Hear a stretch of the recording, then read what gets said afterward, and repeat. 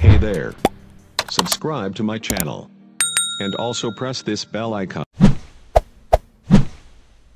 نبيين وأشرف المرسلين نبينا محمد وعلى آله وصحبه أجمعين ومن دعا بدعوته واستنى بسنته إلى يوم الدين وسبحانك اللهم لا علم لنا إلا ما علمتنا إنك أنت العليم الحكيم رب اشرح لي صدري ويسر لي أمري واحلل عقدة من لساني يفقه قولي بايحك السلام عليكم ورحمة الله. barkanmu da saduwa a wannan yammaci na Lahadi 2 ga watan Ramadan a wannan shekara ta 1427 bayan hijira wanda ya dace da 24 ga watan tara shekara ta 2006 miladiya. Jiya idan ba a manta ba mun tike ne a ƙarshen aya ta 39 cikin suratul Anfal, yau kuma za mu tashi aya ta 30 daidai. Kafin haka akwai tambayoyi kaɗan. 29 muka tsaya ko? Yau za mu tashi ta 30. Tambaya ta farko mai ita yana cewa ka faɗa a cikin karatunka da ya shuɗe lokacin da kake fassara suratul an'am wajen wannan aya inna fi khalqis samawati wal ard wa ikhtilafil layli wan nahar la ayatin li ulil albab, cewa dukkan mutumin da ya karanta wannan aya ba tare da yayi tunani akan ta ba to azaba ta tabbata a kansa. Menene karin bayani game da mu masu karatu na allo wanda wani lokaci sai mutum ya rubuta simini ko rubu'in da ya kunshi wannan aya ya kuma maimaita sau adadi da dama ba tare da ya taba tsayawa ko sau ɗaya ya yi tunani ba. Mu ma wannan hadisin ya shafe mu? ina jin kun fahimci tambayarsa. A lokacin mun karanta hadisi na annabi sallallahu alaihi wa alihi wa sallam da ke fa'idantar da haka, cewa ana buƙatar lokacin da mutum ya zo ayar lallai ya tsaya ya yi tadabburi. To idan mutum zai karanta ta sama da sau ɗaya a lokaci guda, tunani a karan fari ya ɗauke masa ba sai ya sake maimaita tunanin ba a karo na biyu da na uku har zuwa na 100. Amma ya shuɗe ba tare da ya yi tunanin ba shine abin da hadisin ke magana a kai. Domin manufar saukar da alkur'ani mai girma shine don mutane su fahimci ayoyinsa. Ayoyin kuma ba a iya fahimta su sai an yi tadabburi. Don haka Allah maɗaukakin sarki ya ce kitabun anzalnahu ilayka mubarakun liyadabbaru ayatihi wa liyatadhakkara ulul albab. Littafi ne da muka saukar da shi a kanka don mutane su yi lura da ayoyinsa. At-tadabbur a cikin larabci shine ijalatul fikri, mutum ya kai ya komo cikin tunaninsa game da me wannan aya ta kunsa, me ta ce a yi, me ta ce a bari, wane irin hikimomi suke cikinta. To wannan kuma kowane mutum gwargwadon faɗin tunaninsa game da aya gwargwadon faɗi da yalwar iliminsa. Mutumin da yake da ilimi mai yawa ya sha bamban da wanda yake tsakatsakiya. Mutumin da yake da ilimi a mataki na tsakatsakiya ya sha bamban da wanda yake ɗalibin ilimi ne farko a fagen neman ilimi. Don haka dai mutum kowanne zai yi daidai ikonsa, la yukallifu Allahu nafsan illa wus'aha. Amma dai makasudi ya dan uwa lokacin da kake karatun alqur'ani ko kake sauraron sa lalle ya kasance kana tadabburi, tunda manufar saukar da alqur'ani shine tadabburi, mutum yayi tadabburin ayoyin da ke ciki dan kuma ya fahimce su yayi aiki da su. Ba kawai mutum ya karanta kadai ba, ba kuma mutum ya hardace kadai ba, a'a fahimtar ayoyin da aiki da su. Wannan ne yasa sahabbai suke ɗaukar lokaci mai tsawo ba su hardace alqur'ani ba, domin sukan ɗauki aya 10 ne, waɗansu su aya 5. Kowace aya 10 idan mutum ya ɗauka baya ƙara wata 10 sai ya iya karatunta, ya fahimci ma'anarta, ya yi aiki da ita. Wannan shine tsarinsu na karatu na haddan alkur'ani. Shi yasa sai a ce wani ya yi shekara 8 bai haddace suratul baqara ba, wani ya yi shekara 3 akan ali imran, wani ya yi shekara 5 akan suratul kahf. Ba daƙilewar kwakwalwa ba ce da rashin fahimta ta sa suke yin haka, a'a tsarin da suka ɗauka na karatun ne yasa suke yin haka. Shi yasa a datan idan an ce alqurra'u ana nufin mutanen da suka haddace alqur'ani suka san ma'anarsa suke aiki da shi, su ake kira alqurra'u. Amma a yau ko idan an ce alqurra'u mahaddata, ma'ana waɗanda sun haddace alqur'ani ko da ko ba su san ma'anarsa ba. Kaga akwai bambanci tsakanin makarantan da makarantan yau. Makarantan da jama'u baina aljawdati fil qira'a ma'a fahmi al-ma'ana ma'a al-amal bi muqtada ma qara'u. wato ga kyawun karatun, fitar da makarijul huruf, sifatul huruf, bin ka'idoji wajen karatu, sannan kuma ga fahimtar mai karatun ya kunsa, sannan kuma ga aiki da abin. Shi yasa ko rundunar yaƙi za a shugabantar sai a ce ina mahaddaci, wa ana ganin cewa ayoyi za su ja hankalin shi ba zai ja da baya ba. To wannan haka ake so tsarin mu na karatun alkur'ani ya zama. Allah shi mana gaman katar.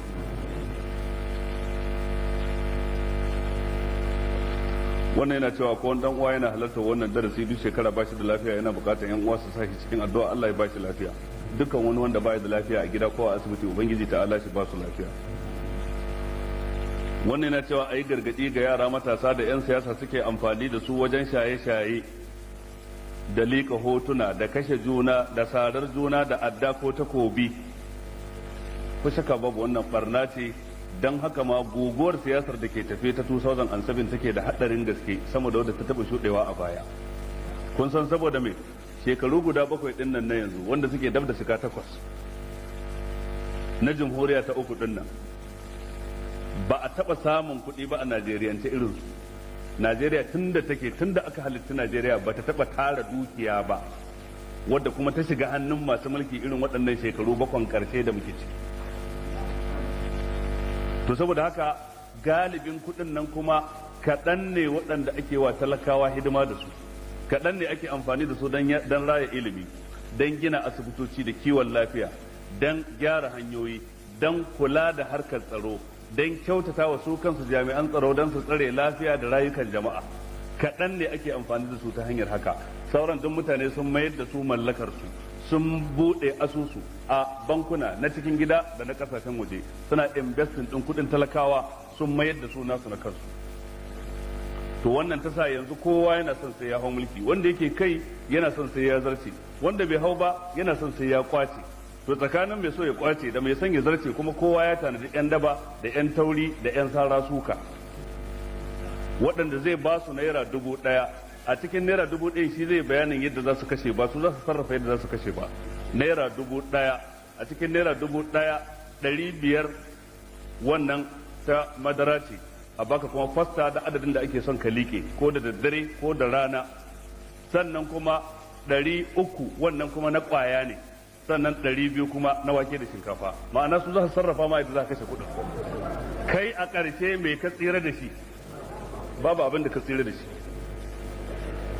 Don saboda sai ka sha kwaya ko sai ka soki, sai mutum ya shaki sholisho sannan zai fit hankalinsa zai bace daga jikin shi yayi dan aikin ta'addancin da zai yi. Ya je ya saru wani dan cimma manufar wani, ya kashe wani dan cimma bukatar wani, yayi illa ga wani dan biyan bukatar wani. Idan ka tashi ranar tashin kiyama ka ce da ubangiji mai tuna hadisin manzon Allah sallallahu alaihi wasallam da yake cewa dukkan wanda aka kashe da zalunci ranar tashin kiyama zai shaƙe wanda ya kashe shi, ga jini na faranya a wuyansa, ya tsaya da shi gaban Allah ya ce ya ubangiji tambayi na dan me ya kashe ni, me ne ya kashe ni, me ne masa. To don saboda haka ya kamata mu zama masu hankali, kar mu bari bayan mutanen nan sun hana mu ingantaccen ilimin da za mu samu na firamare da na sakandare kuma su zo ragowar kwakwalwar tamu su dakilar da ita da kwaya da sholisho, sannan kuma su ba wa makami don mu je mu kare musu akwatunan ranar zaɓe. Wallahi duk wanda aka yi haka da shi ya yi hasara duniya da lahira. A nan duniya ba abin da ya kulla, a lahira kuma wuta tana jiransa. Dan ran mummuni yana da tsada, ran mummuni yana da kima a wurin Allah, ran mummuni yana da daraja. Ɗaya daga cikin sahabban manzon Allah sallallahu alaihi wasallam ya tsaya a gindin Ka'aba, ya kalli Ka'aba, ya kalli mutane, yace ya ke Ka'aba, ke ce wuri mai alfarma, ya ɗakin Ka'aba kai ne ɗaki mafi daraja a ban kasa. Tare da haka ran mummuni ya fi ka daraja a wurin Allah. Bawa mummuni da Allah ke kishinsa, wani ya baka makami ka je ka kashe shi don cimma manufarsa ko don kai wata manufa ta ka ta kai kadai. Da haka ya kamata matasa ku yi hattara. Ni ban ce kar ku karbi kuɗi bai dan an baku, dan aljihun ku ba ko ma mutum ya muku nasiha kar ku karbi kuɗi shirme yake yi, za ku karba. Ku karba amma ku yi gaskiya, ku karba ku yi adalci, ku karba ku tsaya ku kare wanda kuke ganin shi zai inganta rayuwarku. Halin da muke ciki hali ne mafi tsanancin hali, ba a taɓa shiga irin wannan hali ba a Najeriya, da talauci da wahala da fatara, sannan kuma ga kuɗi da yawa ɗin.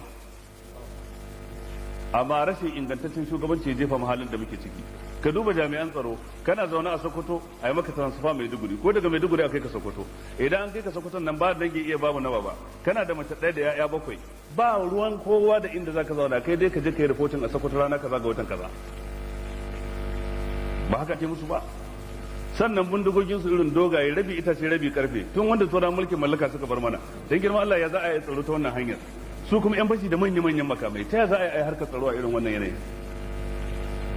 ga wahala ga ba su da ingantaccen tsarin a kiwace lafiyar 'ya'yansu ba wanda ɗansa yake da future shi kan shi ya riga san haka ya kalli ɗansa yana jin tausayinsa bai ci bai sha ballantana ilimi ballantana kiwon lafiya ya za a yi tsaro ta wannan harkar. Sannan kuma akwai kuɗin ba wai babu ba amma waɗansu mutane sun mayar da su nasu su kaɗai. Lahira akwai bayani ubangiji ba zai kyale waɗannan al'amuran su tafi a haka ba lallai ranar tashin kiyama sai an yi kididdiga abinda ka dauka da abinda ya dauka da abinda suka dauka da abinda kuka dauka wallahi tallahi sai mutum yayi bayani a gaban Allah ranar tashin kiyama babu yanda za a yi wuce a haka ba zai taba yiwa bai wuce a haka kar ka dauka ka ci bullis kar ka dauka duk abinda ka samu a maho ba wani nan akwai kiyama tana nan tana jiran ka tana nan tana jira na tana nan tana jiran mu duka kowa za a yi masa sakamako gwargwadon irin aikinsa aljaza'u min jinsil amal wa man ya'mal mithqala dharratin khairan yara wa man ya'mal mithqala dharratin sharran yara amma mugun tanadi da waɗansu daga cikin 'yan siyasa suke a yanzu na 2007 din abin yana da ban tsoro jami'an tsaro sun fi kowa sanin wannan abinda kawai zaka ja hankalin mai hankali ka ja tunanin mai tunani akai shine ji tsoron Allah ya tuna zai koma ga Allah inna rabbaka labil mirsad lalle mutum zai koma ga ubangiji dukiya ko mai ka mallaka ba za ta hana ka mutuwa ba mulki ba zai hana ka mutuwa ba za ka mutu kuma ubangiji ta Allah zai maka hisabi ranar tashin kiyama to duk mai hankali idan ya tuna haka to sai ya sake lissafi ya sake lale ba irin wanda ya lalo ba a da don wannan jirgin ruwa ne da ba zai kasa gaci ba Allah tsare mu za mu tashi faɗin Allah ta'ala wa iz yamkuru bika allazina kafaru li yuthbituka aw yaqtuluka aw yukhrijuka aya ta 30 mai Allah ce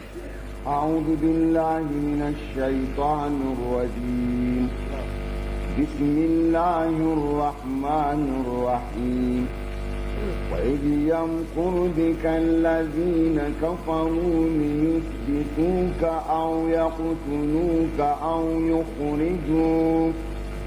ويمكرون ويمكر الله والله خير الماكرين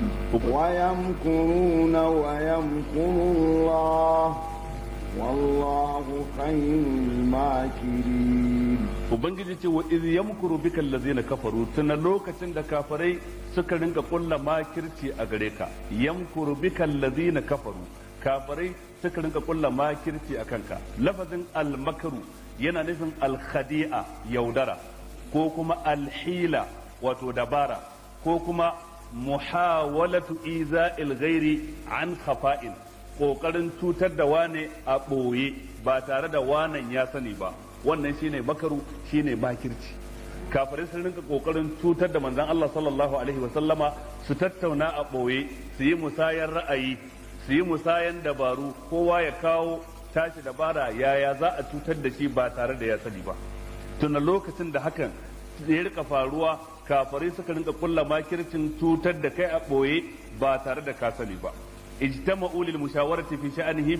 bidarin nadwa wato sun taru kenan a darin nadwa wani wuri ne na taro a makka da suke haduwa da yan zartar da al'amarin da ya shafi garin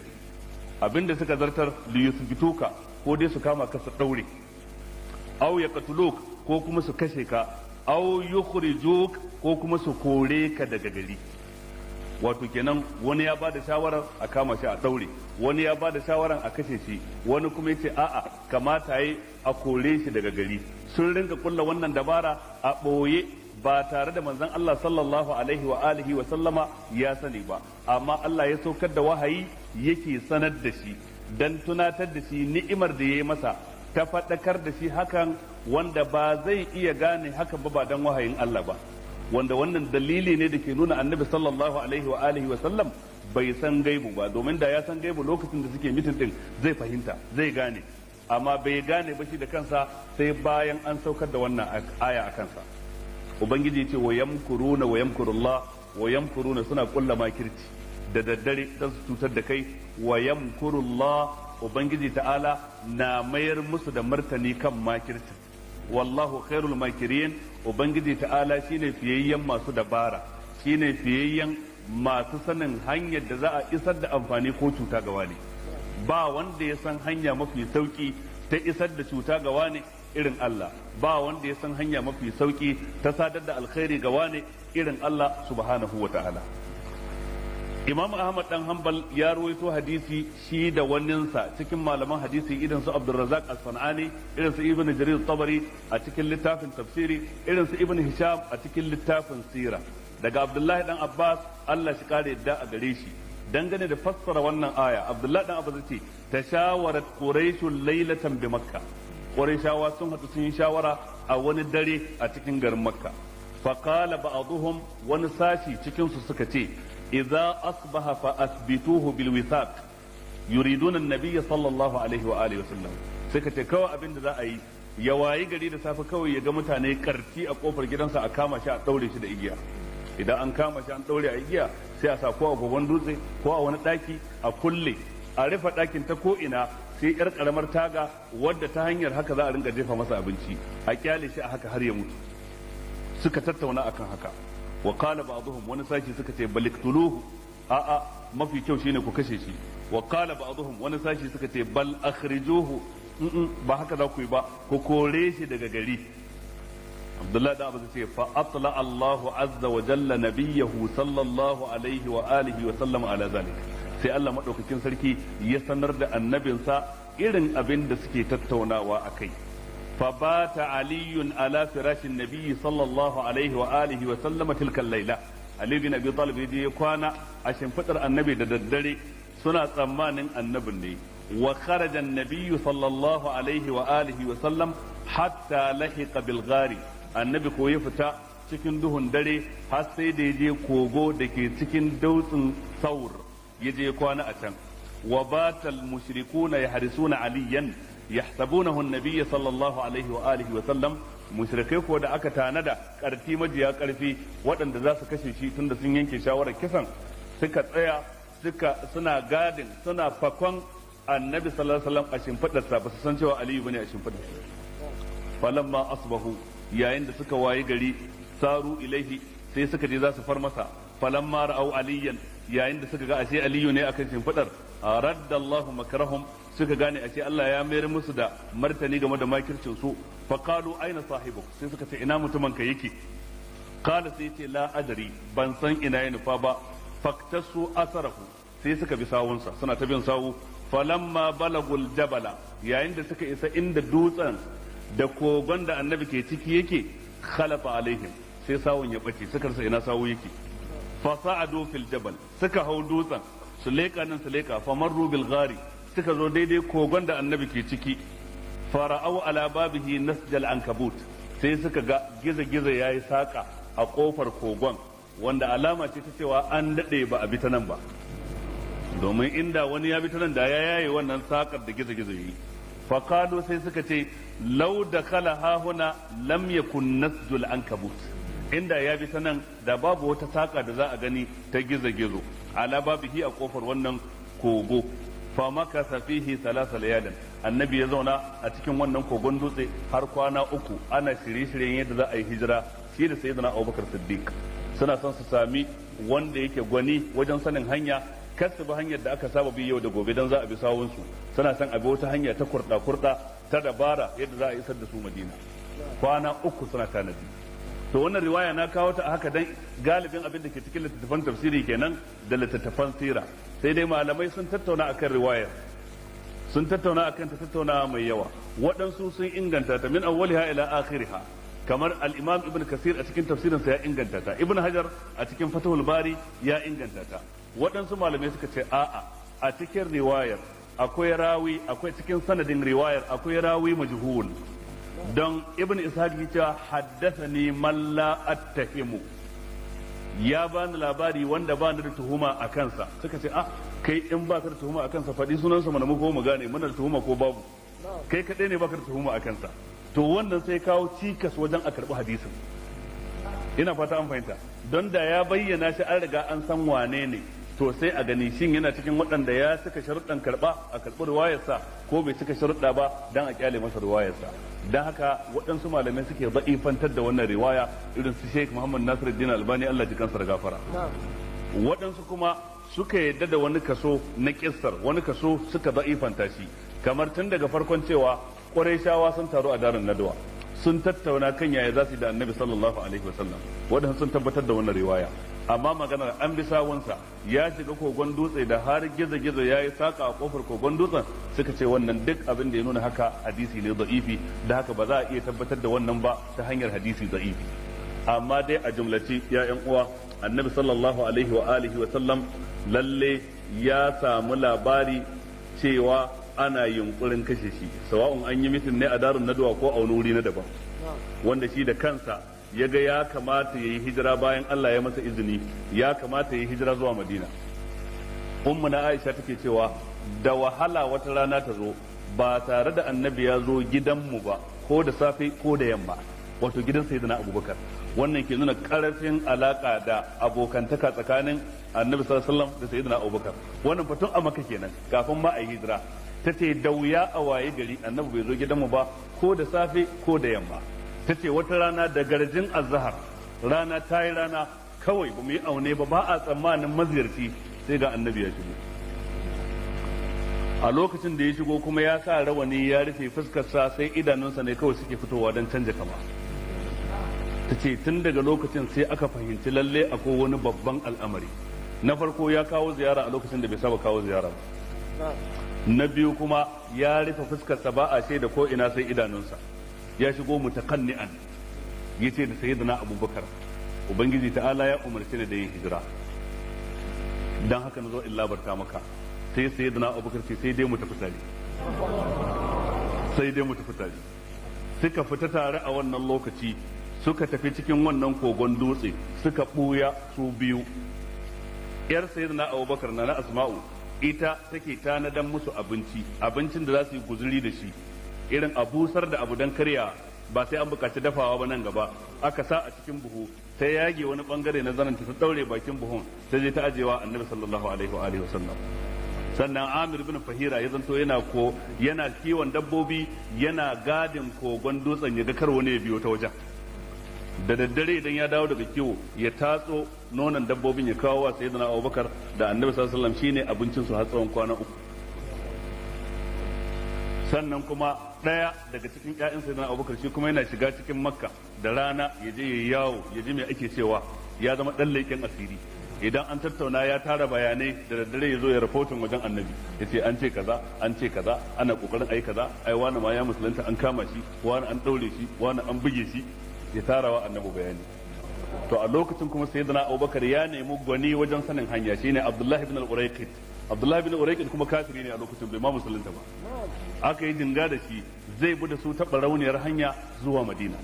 ba ta hanyar da kowa ya saba bi ba. Aka tanadi dabbobi, aka yi lokaci, Annabi sallallahu alaihi wasallam suka tafi, suka yi tafiyar sati guda akan hanya har kafin su isa Madina. Wannan a jumlace ina faɗin abin ne ba tare da koro kissar daga farkon ta har karshen ta ba, amma dai ku gane cewa kissar sun taru sun kulla makirci don su cutar da Annabi, akwai ta, akwai wani burbushin ta. Amma kissar saka da yanan gizo-gizo yayi wannan babu ita a cikin riwaya. Amma kissar Annabi ya shiga cikin kogon dutse shi da sayyidina Abubakar sun yi kwana 3 a ciki kafin su fita, wannan akwai ta a cikin Bukhari, kai akwai ta ma a cikin aya cikin suratul Tauba, za mu kai gare ta insha Allah. Izhuma fil ghari iz yaqulu li sahibihi la tahzan inna Allaha ma'ana fa anzala Allahu sakinatahu alayhi. Da haka lokacin da kake rushe riwaya sai ka lura da menene zai iya samun karbuwa da menene ba zai iya samun karbuwa ba, gwargwadon abin da malamai suka bayyana, ba gwargwadon abin da kai ka fahimta da zauƙin ka kai kadai ba. Ubangiji ta'ala ce wa iz yamkuru bika allazina kafaru, tun lokacin da kafirai suke kulla makirci akan ka, liyuthbituka, ko dai su kama ka su daure, aw yaqtuluka, ko su kashe ka, aw yukhrijuk, ko su kore ka daga gari, wa yamkuruna wa yamkurullah, suna kulla nasu makirci, ubangiji ta'ala kuma na kulla dabarar da zai fitar da kai.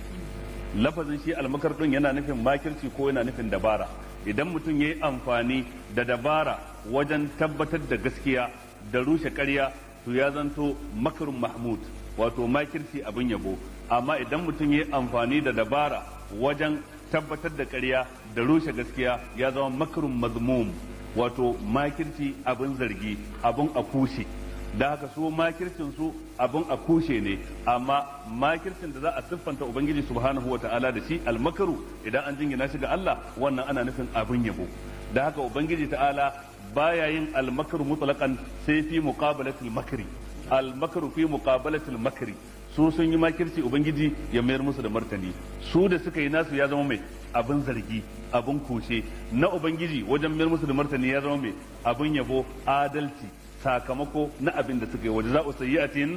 sayyi'atun misluha kenan, sakamako ne na abin da suka yi. ina fata an fahimta. shi yasa Allah ce wa yamkuruna wa yamkurullah, kuma da nuri ce wa makaru makara wa makarna makaran wa hum la yash'urun fanzur kayfa kana aqibatu makrihim anna dammarnahum wa qawmahum ajma'in fatilka buyutuhum khawiyatan bima zalamu inna fi dhalika la'ayatan liqaumin ya'lamun. wa yamkuruna wa yamkurullah wallahu khairul makirin. ya rage malaman tafsiri suka ce wannan ayar shin makkiya ce ko madaniya. suratul anfal dai gaba ɗayan ta madaniya ce,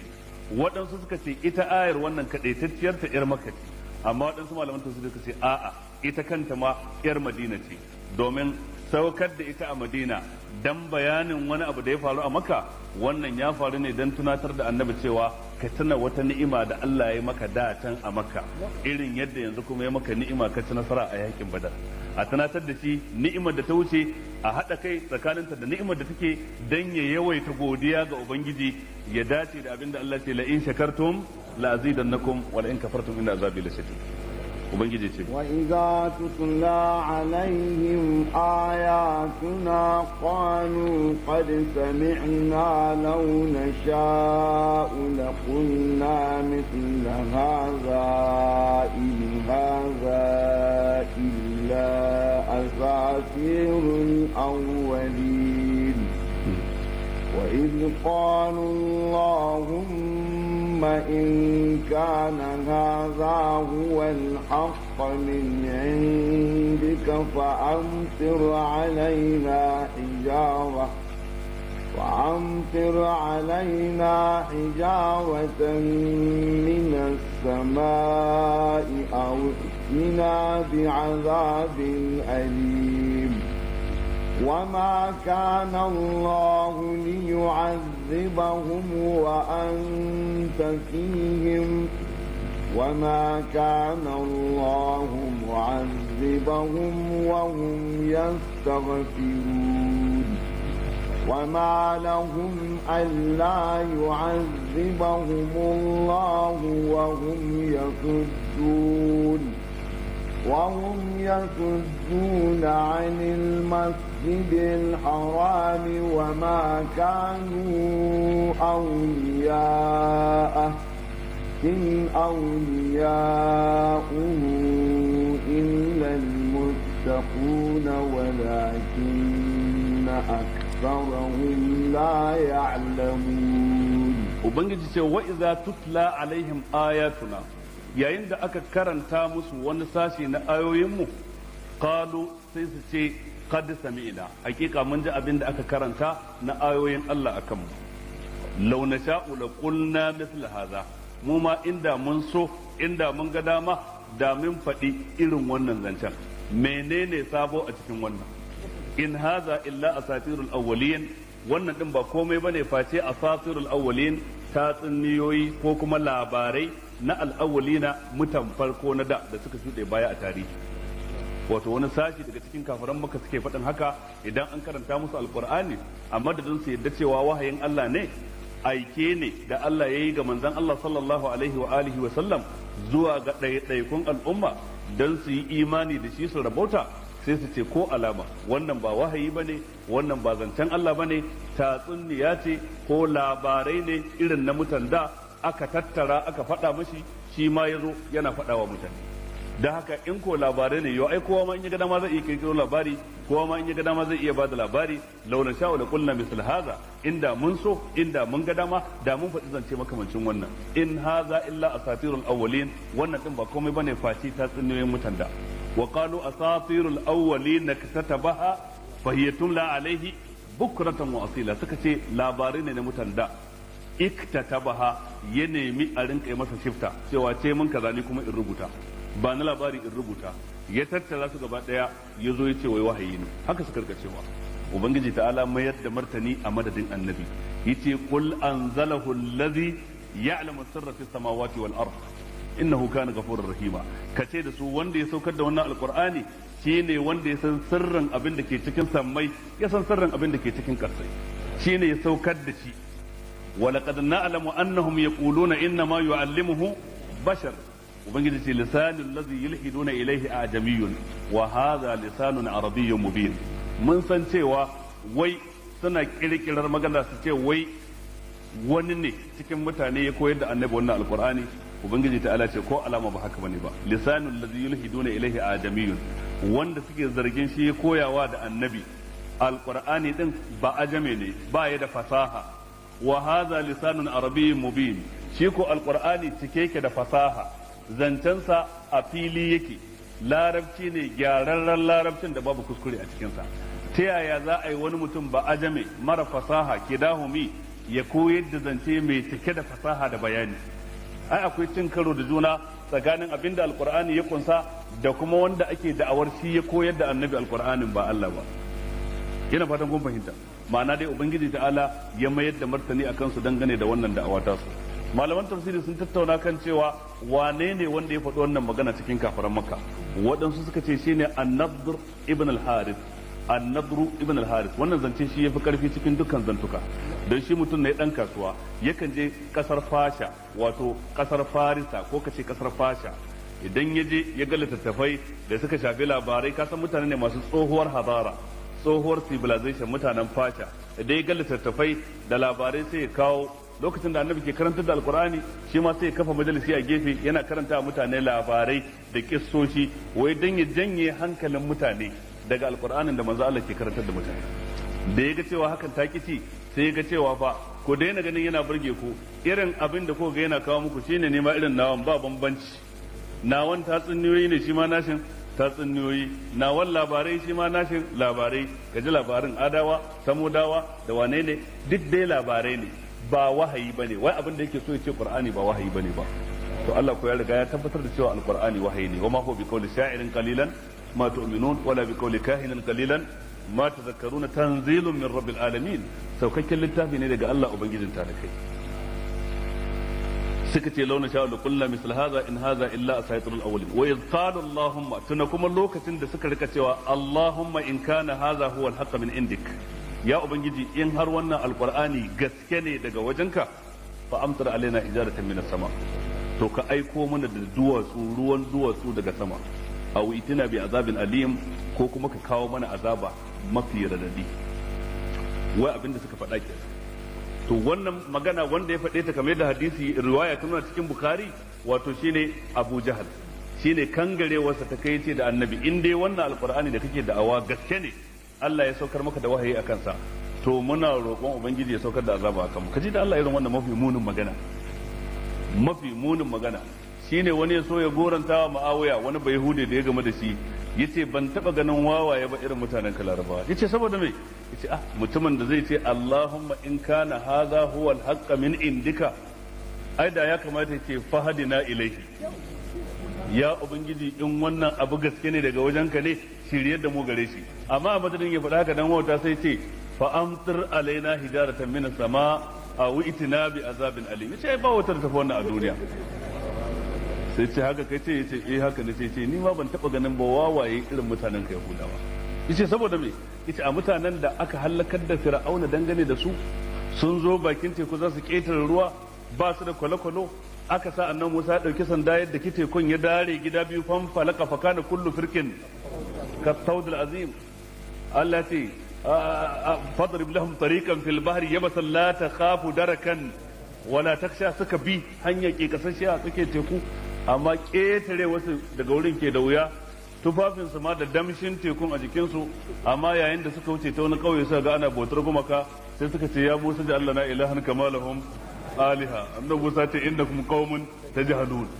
ya kai Musa mu ma nemo mana waɗansu alloli da gumaka mu rinka bauta musu irin yadda wannan kauyawan suke da gumaka su ma suke bauta musu ce kuma in wauta ce ai Yahudawa sun yi to mu kuma duk mun gaskata su lalle yahudawa sun yi wata kuma lalle su Abu Jahal kuma sun yi wata kaga lalle ya tabbata sunansa Abu Jahal da in ba haka ba ya zai ce in kana hadha huwa al-haqq min indika fa amtar alaina hijaratan min as-sama aw itna bi azabin alim magana ce mummuna wato gatsai ne suke wa ubangiji ta'ala ma'ana ko kuma suna kalubalantar Allah wai a gaggauto musu azaba wa yasta'jilunaka bil azab ولولا أجل مسمى لجاءهم العذاب ولا يأتينهم بغتة وهم لا يشعرون يستعجلونك بالعذاب وإن جهنم لمحيطة بالكافرين وبنجي تسنا نيمان أجاجوتو مسر عذابا بعدن wani alƙawali ba dan wani lokaci kaidajje ba da maka ajiye cewa sai in yayi azabar za ta zo ai da azabar ta zo jinkirinta bai nuna Allah ya kasa ba a'a ubangiji ya riga ya timing ya sanya lokaci ya tawqit hunaka tawqitun ilahi sanya lokaci na musamman da Allah ya yi wani ba zai ce ya jawo lokacin ba bayan bai yi ba suna cewa ajillana qittana qabla yawmil hisab a gaggauto mana da rabonmu na azaba kafin ranar hisabi ta zo haka da suka riga faɗa amfanin shi kai to wannan a cikin alkur'ani ya yan uwa dan ku ga irin gwagwarmayar da annabi yayi wajen da'awa ka duba kana kiran mutum zuwa ga alkhairi amma yana mayar maka da martani da irin wannan dattin magana da irin dattin harshe da kazantar baka irin wannan amma annabi ya jure bai gushe ba yana da kiransu bai gushe ba yana kiransu yana maimaita kira da da'awa to haka ake son kai ma mai da'awa duk abinda wato wanda kake kira zai faɗa ma na bakar magana sakamakon bai fahimce ka ba ko ya fahimce ka baya son a fahimce ka kada ka damu ya zage ka ya maka habaici ya maka kage yo ga bawa fa saboda kan garewa yayi wa ubangiji ballantana kai bawa ne halitta irinsa wanda ke da farko yake da ƙarshe dan ya faɗa ma bakar magana sai me ga wani bawa kasashe ya faɗa ubangiji wanda yake da kamala ta kowane bangare irin wannan bakar magana an faɗa a gaban wanda ya fi kowa kishin Allah shine manzon Allah kuma ya jure sallallahu alaihi wasallam dan me kai dan wani ya faɗa ma bakar magana ko ya zage ka a gaban ka ko ya rubuto ma text ya zage ka ko yayi wasiƙa ya zage ka dan me kai ba za ka jure ba zagi kuma yana da makaranta ne karatu shi ke da makaranta a ja aya a ja hadisi shi ke da makaranta zagi baya da makaranta kowa zai iya shi kuma a ranar da ka fara a rannan zaka zama professional ba bukatar sai ka daɗe kana yi ba haka bane ba amma karatu ba ka farawa a rannan ka samu profession ba baka isa ba sai ka daɗe kana yi kuma dan ka daɗe kana yi ma ba lalle bane dan kai sakandare ka je jami'a kai waye ka dauka cewa kuma zaka kai ilimin ba lalle bane kila dai kai ilimin cin jarabawa duk shekara da kari oba amma duk sunan ka gama jami'a lokacin za a rubuta a takardar shaida ta digiri ba a cewa fa amma da kari oba ya rika haihuwa ba a rubuta wannan wato ka sha da kyar amma kaga ilimi sai an dade ana yi a samu amma dan zagi kuwa wannan baya da makaranta baya bukatun dadewa ana yi dan bakar magana dan habaici wannan baya da makaranta baya bukatun dadewa ana yi idan ka ga dama rana ɗaya sai ka zagi kowa rana ɗaya sai ka yi duk abin da ka dama kan kowa amma karatu ko baya dole yana bukatar lokaci don haka duk abin da za a faɗa maka ko a faɗawa da'awarka kar wannan ya sa kai ka fasa abin da kai imani shine gaskiya za ka faɗe shi wajen mutane kar wannan ya sage maka gwiwa ka ji cewa za ka daina don ka zauna lafiya ba a yin da'awa da zaman lafiya abin nufi babu yadda za a yi ka yi da'awa ta musulunci kuma ka fita salin alin ba tare da an ce maka ba tare da an yi kokarin cutar da kai ba in ka san kana son hutu mai son hutu baya samun girma baya samun kima baya samun daraja cikin mutane sai shawuya shi ke samun girma shi ke samun kima da daraja wajen mutane hubbu salamati yusni azma sahibihi anil ma'ali wa yughri al mar'a bil kasali wai san a zauna lafiya san a zauna salin alin yusni azma sahibihi anil ma'ali shike dan kofar da mai shi baya iya samun ababe na girma na da daraja saboda yana son ya zauna lafiya yana son ya zauna salin alin kar a ce masa kare ce wa yughri al mar'a bil kasali kuma shike zuga mutum ya zama kasalalle ya zama rago amma in ba haka ba dole dai in zaka yi da'awa ta musulunci sai an ce maka abinda baka san a ce maka sai an faɗa maka abinda baka bukatar a faɗa maka amma kuma haka zaka jure kai ta yi dan ga irin maganganun da manzon Allah ya rinka cin karo da suka ce in kana hadha huwa al-haqq min indika fa amtar alaina hijaratan min as-sama'i aw itna bi Allah ya ce wa ma kana Allahu li yu'azzibahum wa anta fihim da dai ubangiji ba zai musu azaba ba alhalin kana cikin su wa ma kana Allahu mu'azzibahum wa hum yastaghfirun da dai ubangiji ba zai musu azaba ba in suna istighfari a nan gurin su sun nemi azaba. Ubangiji ta'ala sai ya nuna ai suna da wani abu na tsaro guda biyu. Tsaro na farko kasancewar annabi a cikin su, dan idan annabi na cikin al'ummarsa duk irin abin da ta yi na kangarewa Allah baya azabtar da al'ummar sai in ya cire annabin a cikin su. Saboda haka kasancewar annabi a cikin su shine tsaro na ba ansa wannan anzil alaina hijar amtir alaina hijaratan minas sama, wannan shi ya hana a ansa wannan addu'ar. Tsaro na biyu wa hum yastaghfirun, suna istighfari. To me ake nufi da suna istighfari? Shine wadansu malamai suka ce a cikin su mutan Makka akwai masu istighfari, su ne musulman da suke tare da annabi suka yi imani da shi. Dan haka annabi sallallahu alaihi wa alihi wa sallam da musulman da suka yi imani da shi suke istighfari, su ne tsaro da ya kange mutanen Makka daga saukar azaba. In ba dan su ba da sai Allah ya saukar da azabar akan su kamar yadda suka bukata. Amma Allah ce wa ma kana Allahu liyu'azzibahum wa anta fihim wa ma kana Allahu mu'azzibahum wa hum yastaghfirun wa ma lahum alla yu'azzibahum Allah. Shin me ke gare su Allah ba zai musu azaba ba wa hum yasudduna anil masjidil harami, alhali sun hana mutane zuwa masallaci mai alfarma. Sannan kuma wa ma kanu awliya'a, ba su kasance majibinta lamarin masallacin ba. In awliya'uhu illa almuttaqun, ai masallaci mai alfarma ba majibincin lamarinsa wanda za a danganta masa masallacin illa almuttaqun, sai masu takawa, sai masu jin tsoron ubangiji subhanahu wata'ala. To wannan aya sai waɗansu malamai suka ce idan baka zara ido a kanta ba sosai sai kaga kamar akwai tufka da walwala tsakaninta da ayar da ta wuce. Ayar da ta wuce ubangiji ya ce wa ma kana Allahu liyu'azzibahum wa anta fihi, da dai Allah ba zai musu azaba ba mutakar kana cikin su. Wa ma kana Allahu mu'azzibahum wa hum yastaghfirun, Allah ba zai musu azaba ba matukar a cikin su akwai masu istighfari. To wannan kuma sai ta ce wa ma lahum Allah yu'azzibahum Allah, yo me zai hana Allah ya musu azaba? Ba wani abin da Allah zai hana Allah ya musu azaba. Wa hum yasudduna anil masjidil harami, alhalin yasudduna suna yin saddu an sabilillah, suna kare mutane, su hana mutane zuwa masallaci mai alfarma. Haka ko ya faru a shekara ta 6 lokacin da annabi sallallahu alaihi wasallam ya taho shi da sahabbansa mutum 1400, dukkanin su sun yi ihrami tun daga Zulhulaifa, suna labbaik Allahumma labbaik labbaik la sharika laka labbaik. Sun zo tsakanin su da Makka mil 6, amma kafiran Makka suka hana su shiga Makka. Kaga sadduhum anil masjidil haram kenan. هم الذين كفروا وصدوكم عن المسجد الحرام والهدي معكوفا أن يبلغ محله. sune kafiran da suka kange ku, suka hana ku zuwa masallaci mai alfarma don yin umara, suka hana dabbobi na hadaya da kuka koro dan aje a yanka su a wajen, duk suka hana su zuwa. To kaga in ko wannan shine laifin su, masu wannan laifin me zai hana Allah musu azaba? Wa ma lahum alla yu'adhibuhum Allah wa hum yasudduna anil masjidil harami. Dai kenan. Sannan wa ma kanu awliya'a, su din ba su cancanci ba ma su zanto ma'abuta masallaci mai alfarma. Masallacin bai kamata a jingina musu shi ba, bai kamata ba a jingina su zuwa ga masallacin. Wa ma kanu awliya'a, in awliya'uhu, ba wanda yake majibantin masallaci mai alfarma illa almuttaquna, sai waɗanda suke masu takawa. Ma'ana dai kamar yadda aya take cewa ma kana lil mushrikeena an ya'muru masajidallah shahidina ala anfusihim bil kufr أولئك حبطت أعمالهم وفي النار هم خالدون إنما يعبر مساجد الله من آمن بالله واليوم الآخر وأقام الصلاة وآتى الزكاة ولم يخش إلا الله فعسى أولئك أن يكونوا من المهتدين. معنى مشركا مكة بسداتي تسي ذات لا مسلات مكة الحال سنة شركة بس cancanta ba a jingina masallacin zuwa gare su ko a jingina su zuwa ga masallacin. Waɗanda suka cancanta a ce sun rayar da masallaci shine dukan wanda ya imani da Allah. Kaga da illal muttaqun kenan nan gurin, man amana billahi wal yawmil akhir, wanda ya imani da Allah ya imani da ranar karshe. Sannan walam yakhsha illa Allah, bai tsoraci kowa ba a ban kasa sai Allah. To irin wannan fa asa ulaika an yakunu min al muhtadin. Kaga shine dai wato ainihin in awliya'uhu illa al muttaqun, wato a cikin wannan sura din kenan. Abin nufi dai ba cin karo da juna tsakanin waccan aya da wannan aya. Wannan aya abin da take nunawa laifin da suke kai na shirka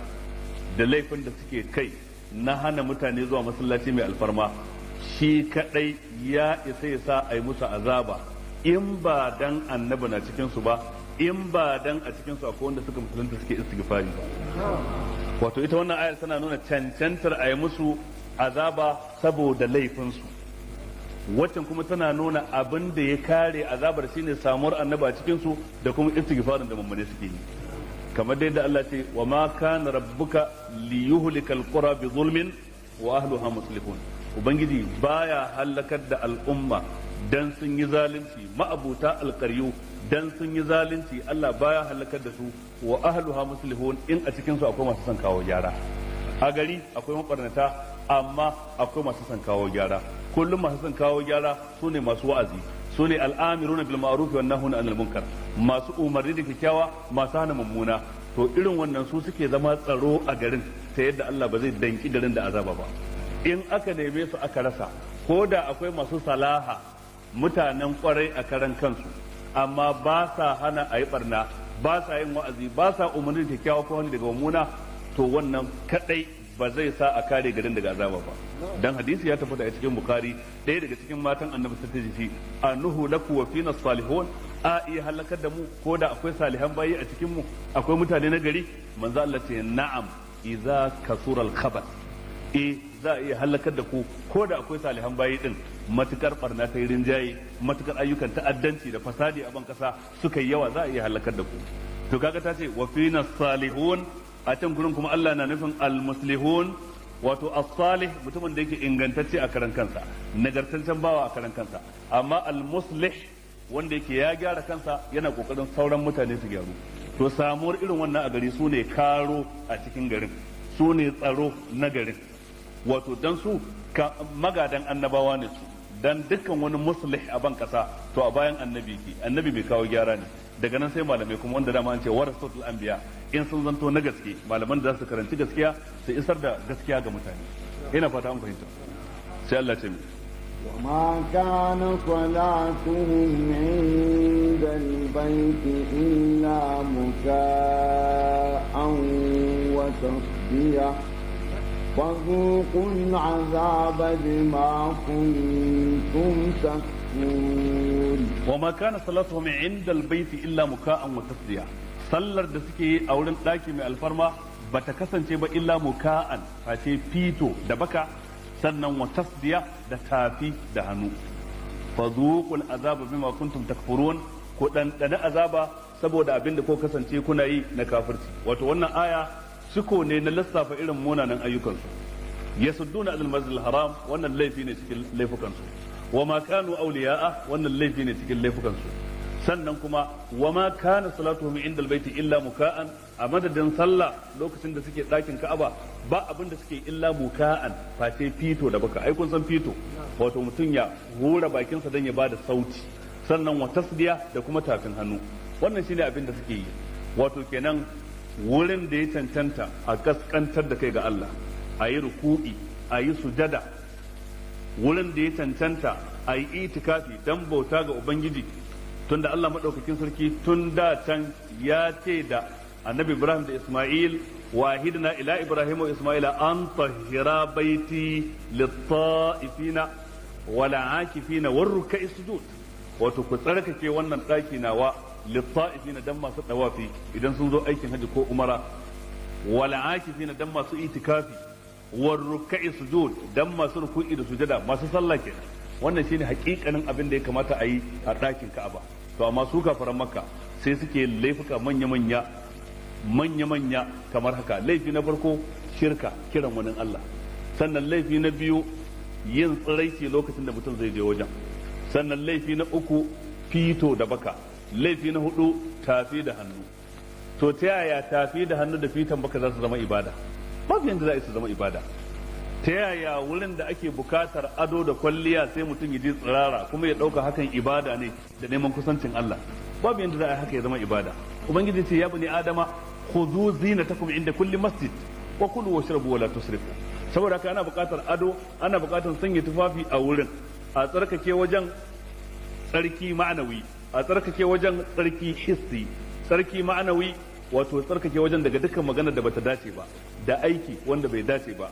Tsarki hissi shine kawar da dukkan wani datti ko najisa daga wajen. Wannan shine kowane masallaci ke bukata. At-tahara al-ma'nawiyya wa at-tahara al-hissiyya. Tsarki na ma'ana da kuma tsarki na ganin ido. a kawar da datti, a kawar da najasa, a kawar da kazanta, a kawar da yawo ko majina ko tsummokarai daga masallaci, sannan kuma a kawar da dukkan maganar da bata dace ba a cikin masallaci, zancen da bai dace ba a cikin masallaci, kaman kiran wani Allah, roƙon wani Allah, duk wannan magana ce wadda bata dace ba, shirka ce, kazanta ce. To sannan haka zage-zage, haka fito, haka kiɗa a cikin masallaci, duk wani abu ne wanda bai dace ba, ya zama wajibi a tsarkake masallaci daga wannan, amma su kuma duk suna yin waɗannan. Wa ma kana salatuhum inda albayti illa muka'an wa tasdiya, da haka Allah ce fa zuqul azaba bima kuntum takfurun. Sai Allah ce إن الذين كفروا ينفقون أموالهم ليصدوا عن سبيل الله فسينفقونها ثم تكون عليهم حسرة ثم يغلبون والذين كفروا إلى جهنم يحشرون ليميز الله الخبيث من الطيب ويجعل الخبيث بعضه على بعض فيركمه جميعا فيجعله في جهنم أولئك هم الخاسرون. wannan aya malamai sun yi maganganu guda biyu dangane da sababin saukarta. Waɗansu suka ce sababin saukarta wato abin da ya faru na lokacin da za a tafi yakin Badar. Mutanen Makka sun fito cikin ayari mai yawa wajen mutum 1000. To ciyar da sojoji mutum 1000 a hanya abu ne wanda yake mai wahala. Da haka sai mawadatan cikinsu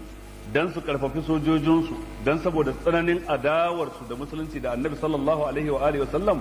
suka ɗauki nauyin ciyar da waɗannan sojojin komin yawansu, wanda duk inda aka je aka yada zango raƙumi 10 ake yankawa a wajen.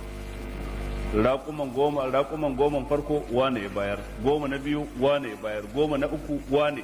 har a zo yakin a koma sun yi wannan alkawalin sojoji ba za su yi mata ba, wato dan a samu ƙarfi, dan a sami ƙarfin gwiwa na yaƙar Annabi a mulkushe musulunci. Kaga kenan sun yi dasa yi amfani da dukiyarsu don yakar addinin musulunci. To saboda su ne wannan aya ta sauka. Waɗansu malaman tafsirin suka ce a'a, bayan an zo an yi yakin Badar din an kashe mutum 70 cikinsu, an ribace 70 a matsayin fursunonin yaki.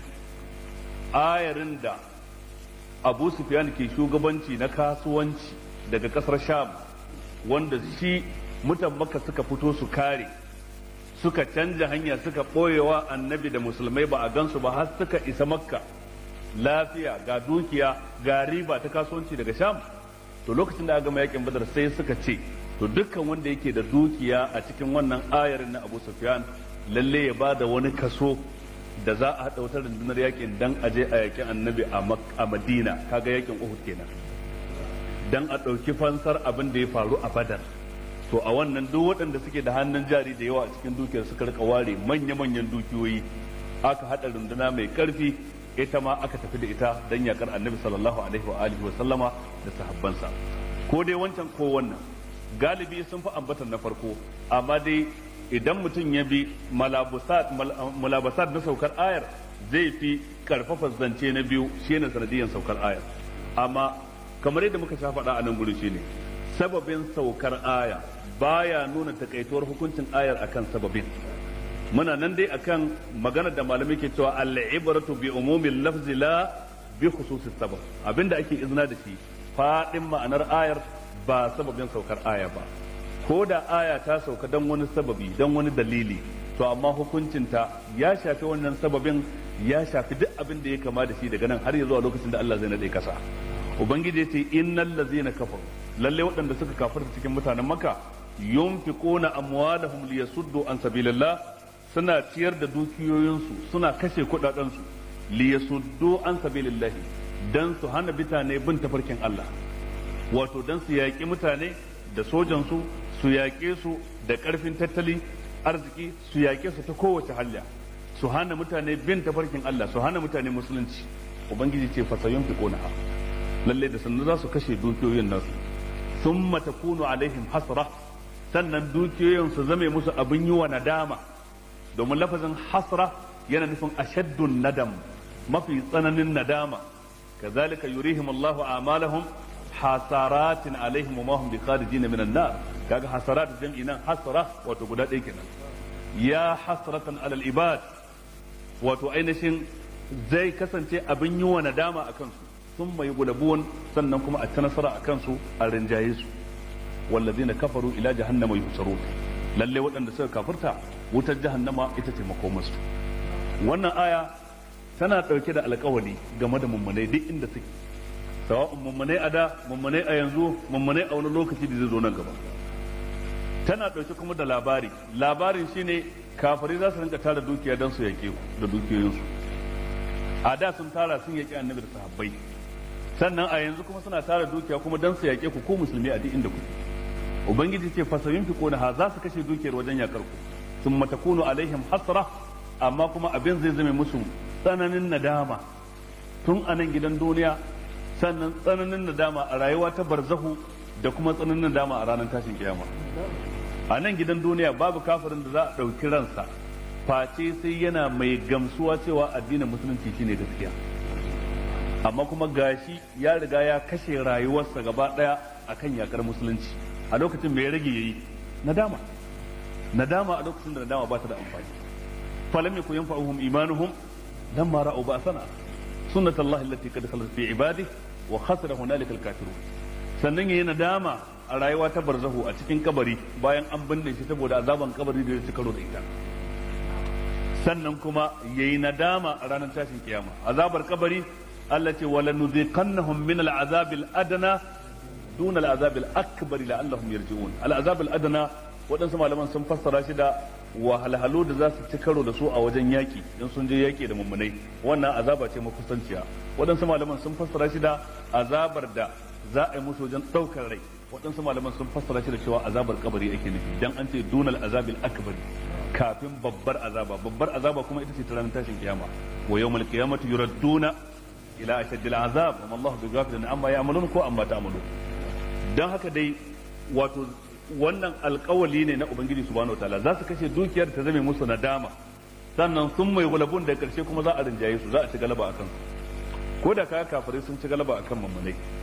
to wannan yakan faru ne imma dan ubangiji ta'ala ya so ya riki waɗansu daga cikin mummunai a matsayin shahidai, sai ya kaddara kafiran su karkace waɗansu daga cikin mummunai. wannan ko ya faru hatta ga waɗansu annabawa, an samu mabiyansu sun kashe su. amma kashe annabi baya nufin kashe da'awar tana nan, dan bayan ya tafi kuma za a samu wato ainihin waɗansu su tashi da ita. wa ka ayyin min nabiyyin qutil معه ربيون كثير فما وهنوا لما أصابهم في سبيل الله وما ضعفوا وما استكانوا والله يحب الصابرين وما كان قولهم إلا أن قالوا ربنا اغفر لنا ذنوبنا وإسرافنا في أمرنا وثبت أقدامنا وانصرنا على القوم الكافرين. ده كاga kashe annabi ba nuna kashe da'awa, kashe wani jagora na sunna ba nuna kashe sunna ta mutu kenan gaba daya, dan za a samu waɗansu zarata da za su taso waɗanda za su fi wanda ya wuce zakalkalewa akan sunna, zakewa akan da'awar sunna. da haka dan ka gama da malamin sunna baka yi komai ba, waɗansu ne za su taso. to haka da'awar gaskiya take. dan haka za su yi nadama su kafirai ko da sun ci galaba akan ku, dan dai Allah ya rike waɗansu a matsayin shahidai ne. ko kuma abu na biyu, ko din ba ku yi riko da sababin cin nasara ba. sababin cin nasara shine tanadin da ya kamata a ce kun yi, tunda Allah ce wa'iddu lahum mastata'tum min quwwa, ku yi tanadin da kuka iya na karfi, sai kuka zauna kara zube, sai suka zo suka murkushe ku suka ci galaba akan ku. kun ganin gurin ku ne kuka ja, amma Allah ba shi ya saba alƙawari ba, ku kuka saba tanadin da aka ce ku yi ba ku yi ba. ko kuma a'a kun yi tanadin da ya dace, amma ku din ba akan daidai kuke ba. idan ba ku akan daidai, Allah na iya ɗora abokin adawar ku akan ku. idan kuna rigima da faɗa tsakankanin ku, Allah na iya ɗora abokin adawar ku akan ku. to duka waɗannan ababai ne da ya kamata a yi izina da su. amma lokacin da mamane za su yi tanadi ya zanto suna kan daidai, to lallai za su ci nasara akan kafirai. sun mai yughlabun wallazina kafaru ila jahannama yuhsharun, lallai waɗanda suka kafirta jahannama ita ce makomarsu. za a tara su gaba ɗaya a wutar jahannama. liyamiza Allahu al-khabitha min at-tayyib, dan ubangiji ya bambance tsakanin al-khabith daga at-tayyib. al-khabith waɗansu malaman suka ce kafiri kenan, at-tayyib mummuni kenan. waɗansu malaman suka ce al-khabith wato kenan al-fasad, barna, sannan kuma at-tayyib shine as-salah nagarta da salihanci wato dan ubangiji ta'ala ya bambance wannan to wannan liyamizallahu al-khabisa lam dinnan tata'allaq bimaza waɗansu malaman al-irabance suka ce tana yin ta'alluki ne da thumma yughlabuna liyamizallahu al-khabisa min at-tayyib wato za a rinjaye su dan Allah ya bambance tsakanin kafiri da mummuni cewa taimakon sa na ga mummuni ta barwarsa kuma tana gawa kafiri wa kana haqqan alaina nasrul mu'minin wa kana haqqan alaina nunjil mu'minin kataba Allahu la aghlibanna ana wa rusuli kaga liyamizallahu al-khabisa min at-tayyib waɗansu malaman suka ce a'a li din nan tana da ta'alluki ne da ila jahannama yuhsharuna liyamizallahu al-khabisa min at-tayyib idan an dauki kafirai an kai wata jahannama to kaga mummune kuma sun tafi aljanna kenan kaga tamma tamyiz bainal khabith wat tayyib an bambance tsakanin managarci da kuma lalatacce al-khabith abin da yake lalatacce at-tayyib nagartacce kyakkyawan abu kenan shine li yamiz Allahu al-khabitha min at-tayyib wa yaj'al al-khabitha ba'dahu ala ba'd ubangiji zai daura barna sashi akan sashi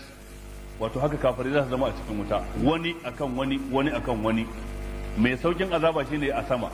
mai bi masa a kasansa mai bi masa a kasansa wanda yafi kowa tsananin azaba shine wanda yake karshen kasa innal munafiqina fi darkil asfali minan nar yaj'al al-khabitha ba'dahu ala ba'd fayarkumuhu jami'an yahawhawar da sashi akan sashi fayaj'aluhu fi jahannam gaba ɗaya sanya su cikin wutar jahannama ubangiji ya ce ulaika humul khasirun wannan ke nuna cewa al-khabith da at-tayyib da ake magana jam'i ne domin al-khabith kaga ai mufradi ne a sigarsa sannan wa yaj'al al-khabitha ba'dahu ala ba'd kaga shi ma a ganin ido dai mufradi ne fayarkumuhu jami'an fayaj'aluhu fi jahannam amma da aka ce ulaika ya nuna taron ɗaiɗaiku sun zama jam'i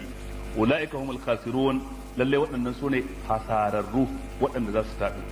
sai ayar ƙarshe da za mu tsaya kanta lillazina kafaru in yantahu yughfar lahum ma qad salafa wa in ya'udu faqad madat yakuna ad-din kulluhu lillah فإن انتهوا فإن الله بما يعملون بصير وإن تولوا فاعلموا أن الله مولاكم نعم المولى ونعم النصير كل الذين كفروا كفروا وطن لسك كافرت سوى إن majibincin ku wanda zai baku kariya ya dora ku kan tafarkin shari'a ya tsare ku daga masu adawa da ku ni'mal maula madalla da majibincin lamari in ya zanto shine Allah wa ni'man nasir